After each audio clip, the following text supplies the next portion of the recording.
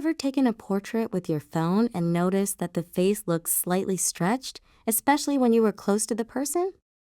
Then you've probably seen another portrait taken with a professional camera where the face looks natural, the background looks soft, and the image just feels more polished.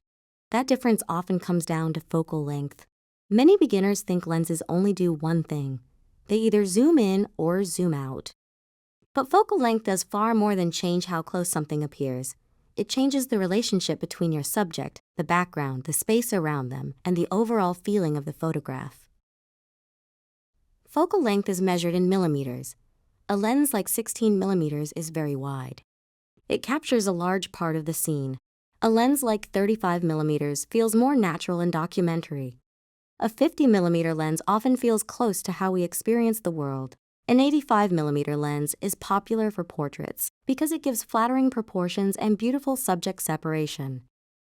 Longer lenses, like 135 millimeters or 200 millimeters, compress the background and make distant objects appear much closer together.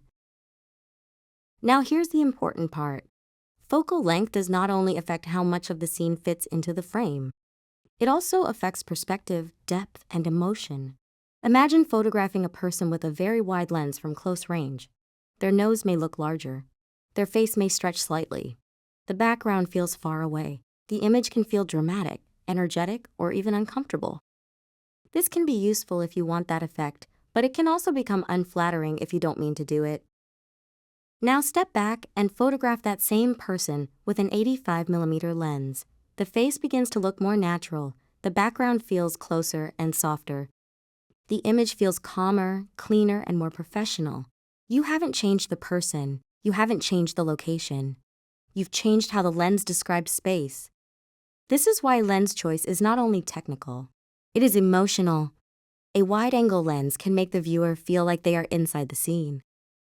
It works beautifully for landscapes, interiors, environmental portraits, and dramatic storytelling. If you want to show a person inside a powerful location, a wider lens can help connect the subject to the environment. A longer lens does the opposite. It isolates. It removes distractions. It makes the background feel closer and smoother. This is why portrait, wildlife, and sports photographers often love longer focal lengths. They allow the photographer to separate the subject from the chaos around them. Think about photographing a tennis player during a match. A wide lens from the side of the court can show the athlete, the court, the crowd, and the atmosphere. It tells the story of the event. But a long lens from behind the baseline can isolate the player, freeze the expression, compress the background, and make the moment feel intense and focused. Both images can be strong. They simply tell different stories. The same applies to portraits. A 35 millimeter portrait can feel honest and environmental.